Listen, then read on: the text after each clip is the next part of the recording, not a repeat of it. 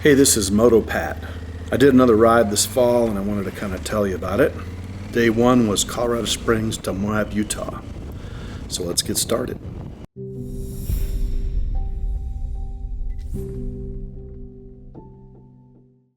Well, good morning. I'm back on a new adventure. I'm back out in Colorado and I have my new bike, the Super Tenere, which is gonna, I think, serve me better than the V-Strom did.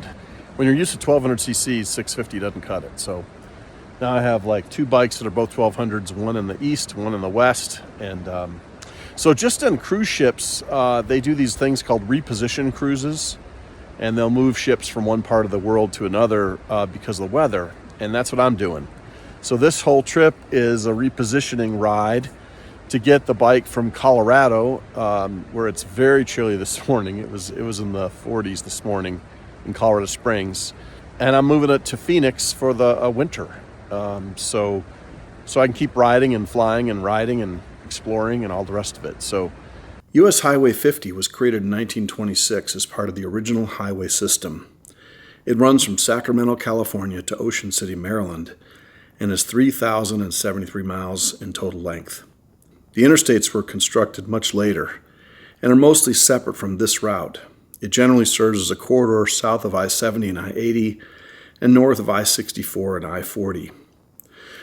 US Highway 50 runs through mostly rural desert and mountains in the western United States, with a section through Nevada known as the loneliest road in America. I'm hoping to hit that section in early summer of 2023, as I once again reposition the bike from Arizona to Colorado, and then hopefully up to the Seattle area. Heading from west to east, US 50 leaves I-70 upon entering Colorado and heads southeast through Grand Junction and into the southern part of Colorado. Once there, the road climbs to its highest elevation of 11,312 feet over Rocky Mountains and over Monarch Pass, where it crosses the Continental Divide. After descending from the Rockies, US 50 passes by Royal Gorge near Cañon City and serves Pueblo, where it crosses over I-25. The route then joins US Route 400 in Granada, Colorado, and follows the Arkansas River all the way into Kansas. The first time I can remember riding on US Highway 50 in Colorado was back in 2007 when I did my first trip to Alaska. I returned from the woolly north pretty busted up, sore, and in some pain after riding some 10,000 miles in just 21 days to that point. I rested up for a day in Colorado Springs with my Uncle Ed Murphy, and then rode down to Pueblo and hung a left on 50. I followed all the way to St. Louis and decided the next day just to bust it home on the super slab because of how tired and sore I was. I traversed US Highway 54 times in 2022 in the state of Colorado. This is a record for me for sure. I love 50 as it meanders through Colorado. It's absolutely beautiful, barren, with great rises and drops in elevation. There are plenty of curves to keep you busy and many signs of when the road was new, some almost 100 years ago. There are old picnic table rest stops along the way where you could take out a lunch and take a break from driving across country. The towns are sometimes really far away from each other, and so I had to keep an eye on my fuel level on the new bike as it holds 2.7 gallons less than my BMW back in Tennessee. I almost ran out of fuel twice on this repositioning ride, once in Colorado and again in Utah. But both times I was able to limp up to the pump on fumes and with a bike showing negative numbers to empty. Google will always push you up I-25 if you're leaving Colorado Springs headed for Moab. But that route is nothing but traffic, people in a hurry talking and texting on their phones while driving. And oftentimes in Colorado, they're smoking Mary Jane doing all that too.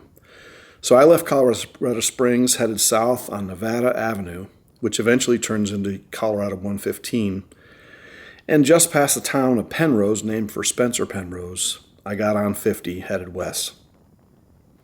Once I was on 50, after you pass through Cañon City, you get a nice section that allows you to lean over pretty good for about 35 miles into Coaldale, where 50 slides into a long canyon between the mountains headed for Salida.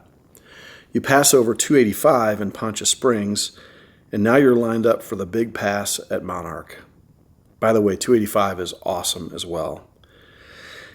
Now, mountain passes with such high elevations, tight curves, and switchbacks are a nightmare for truck drivers who have to struggle up them at low speeds and then engine break down, sometimes only making 15 miles an hour.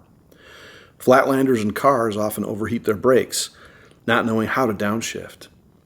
But on a big 1200cc motorcycle with ABS brakes and good rubber, these passes are more fun than a house on fire. Monarch is an amazing ride, but you have to be ready for anything, as people lose their brakes all the time up there. And there are always people pulled off the road at inconvenient places, just past where they overheated their engines. After you come off the literal high of Monarch Pass, you descend down to more twisty sections as you head into Sargent's, where things settle down again, and it's just a gorgeous ride until you pass through Gunnison and Montrose. I've gotten stuck just past Sapinero with road construction with hour-long waits, and 92 is an option that is a killer road. It's way twisty and a lot more interesting than even 50. It'll take more time, but it'll also take your breath away. Montrose to Delta is a long stretch of farming communities, and there's lots of places to fuel up and eat. Once through Delta, though, you're in the long high desert section that is mostly straight and pretty boring. I fueled up in Grand Junction, where 50 hits I-70, and as the speed limit goes to 85 miles an hour, you can run 90 miles an hour without fear of getting pulled over, but it sure eats up your fuel economy. My new Super Tenere, with me on it and all my crap, gets about 55 mpgs off-road, running between 45 and 50 miles per gallon. At 75 miles an hour, the mpgs drop to about 46 or 47.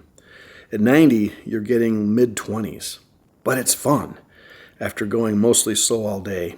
And we don't have any 85 mile an hour speed limits in Tennessee where I live, so you just do the thing. I ran I-70 all the way to Utah, where it passes US191, which was my goal for the day and pretty much for the rest of the trip. I shot some gorgeous drone footage along US50 as it ran next to the Arkansas River, and even more footage around Moab and in Arizona, but I flew the damn thing into a perfectly good pine tree in Arizona and learned why drone folks always download footage after every flight. Sorry about that. I found a place that made me a sandwich in Moab and located my hotel before turning in for the night. Getting off the beaten path is what these rides are all about. It's like taking a great big breaths of America, and by seeing the parts that no one else sees anymore. Like most of you, I spend most of my life looking through the bars of my many appointments of my Google Calendar. These rides for me is where I get to be completely free of stress, schedules, worry, and even reservations. I just ride and see how far I can get every day and what I can see each day. This day was a great one with perfect weather, and I never sweat once all day. The bike was flawless and the ride was perfect. We'll talk to you again tomorrow.